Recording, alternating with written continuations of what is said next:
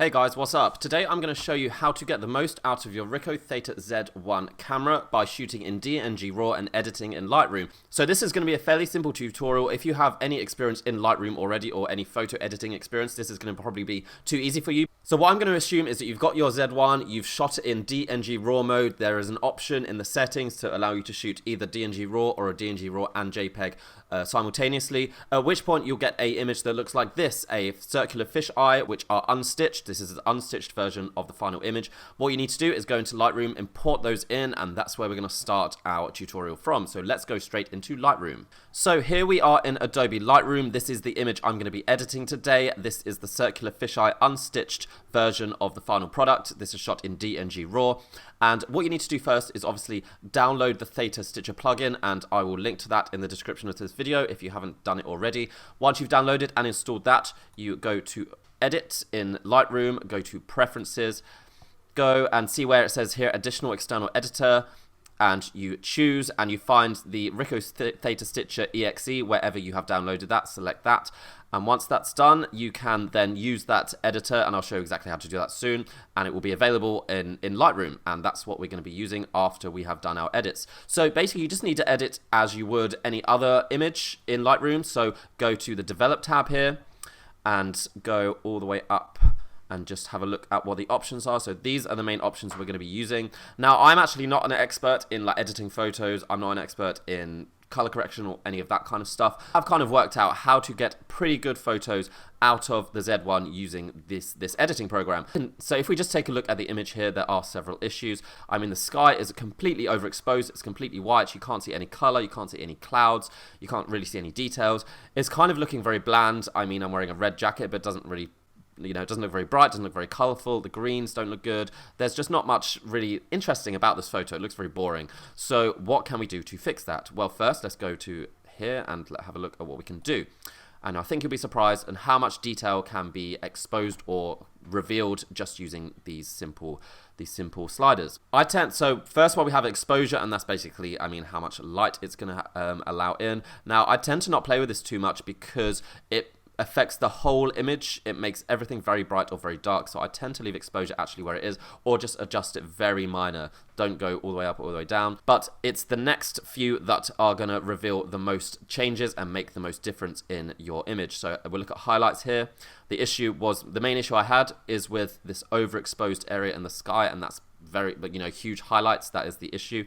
So if we drop this all the way down, we will see what's revealed are actual clouds, actual details. So the camera did capture the details of the clouds, it did capture the colors, and if this was a JPEG, then that wouldn't really be able to be revealed. But because this is a DNG RAW file, the file size is so much bigger, there's so much more data, and so much more information to play with, so you can reveal those details. So highlights all the way down, that's pretty much what I do all the time, or down a lot when there's any overexposure. Already looking much better. Now onto shadows, I actually put that all the way up, or like, well, not all the way up, but like quite far up. That also reveals some details in the darker areas. Now we go into the whites and blacks section. Now this is important because when you lower the highlights and change the shadows, it kind of removes the kind of bit of the contrast that we had before. So I tend to raise the whites slightly just to make everything a bit brighter than as it was before. And the same with the blacks, lower them very slightly just to get that deepness in the darkest areas. Clarity, I put that up a bit, which kind of sharpens everything. As you can see here, if we go down, it makes it very blurry. As you go up, it makes it very, very sharp. That's way too much. So put it up a little bit. But again, just be subtle. Don't do too high. You don't want it to look unrealistic. And again, vibrance and saturation. I think adding more color is always good. I think most cameras tend to not capture color as brightly as we want, so we can just put both of those up slightly. But you don't want it to be too unrealistic, so just be careful what you do. And I think already there, it's looking very good. It's looking much better than it looked before. And then we can play around with these curves. I mean, it depends how advanced you want to get, how much you want to play with it. Like as we can see here, that does change the sky quite a lot to make it much brighter or not at all. I'm trying to get something realistic here, so I don't want it to be too much. The other options aren't going to give you so much more than what you've already done. The only other thing I would say is go down to lens correction and click remove chromatic aberration. That's kind of the purple and blue fringes you sometimes get on edges. It won't do a perfect job, it won't remove everything, but it's better than nothing, and it does improve the image slightly. So right, now let's say you've done editing. I think I've improved that image quite a lot. You want to now stitch it, you want to now make it an actual 360 image. So what you want to do is right click go to edit in, and then you'll have an option here, edit in Ricoh Theta Stitcher.exe. So we click that, and you can just do edit a copy. It means it was going to edit a copy, so it won't override the initial image, which I think is always good. Right, and there we have it. It's stitched the final image together. This is the equi-rectangular image that we'll get. And yeah, so it's no longer in the circular fisheye. It's now a 360 image. We can also do some adjustments. We can zoom in and take a look at the details. There's my average face there. The other thing that's pretty good about this program is that you can adjust the yaw. So basically whatever's in the center of the image is where the person will see first. So if you wanted to change it so that, say, this building was the first thing that people see when they look at the 360 image, you can just adjust the yaw and make. Now this is what people would see as they first look at the 360 image rather than me, but I think I would rather look at me. So we're going to move it back. It can be a little bit laggy depending on, I guess, what computer you use, but it's mostly fine.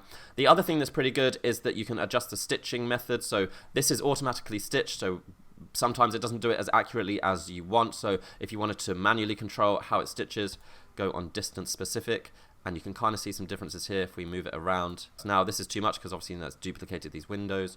So it actually did a pretty good job when it was automatic. So you can see the difference here when you select different stitching options. So once you are done with all of that, once you have just edited the yaw, the stitching distance, just press OK.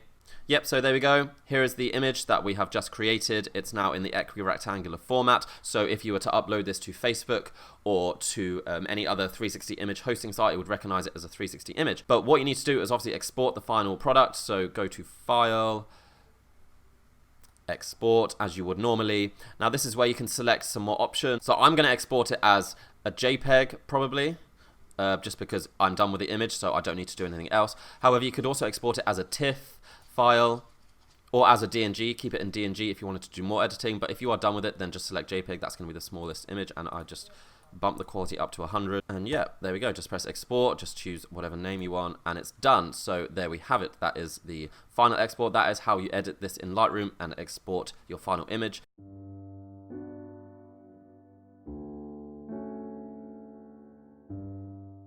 So maybe I'll show you one more example of how we can try and fix the most overexposed, worst image that I've taken with this camera. So let's see if we can salvage something from it. This is shot in RAW DNG, and as you can see, I was playing around with the manual settings. I obviously set the shutter speed or the aperture too high or too low, and it's just overexposed everything. So yeah, this is not really a suitable image to use professionally, but let's see if we can fix it. Let's see if we can fix it with just these sliders at the side. So I'm going to lower the exposure actually this time quite significantly. So do that, play with the contrast, won't change too much, get rid of all the highlights, raise up the shadows quite significantly. There we go, blacks. I think it's already looking slightly better. Okay, so that took me, what, about 45 seconds to edit this image, and it's already looking 10 times better than it did before. I mean, it's still probably not the best image to use professionally. I mean, this very big glare here is unfortunate, very like big artificial lights the camera is not particularly good at dealing with. But that's the power of Lightroom, and that's why you should shoot in DNG RAW all the time with this camera, because you can salvage even the worst image. There's so much more information to play with. The editing feature is so easy to use, and yeah, as you can see, you can improve your images massively. So guys, that is how you do it. It's really that simple. That is the basic workflow for getting your RAW DNG files from the Ricoh Theta Z1 into Lightroom and editing, getting all the details you can out of it, and then exporting using the Ricoh Theta Stitcher. And if you want to see more images from this camera, check out my Instagram. It'll be linked somewhere around here and in the description. And yeah, you can check out, I've got some photos taken with this camera. It's such a good camera for photography, so I'm really looking forward to continue using it. I hope you do too. Let me know what you think. Show me your favorite photo. And yeah, all the best. Hope this has been useful, and I will see you next time. Bye.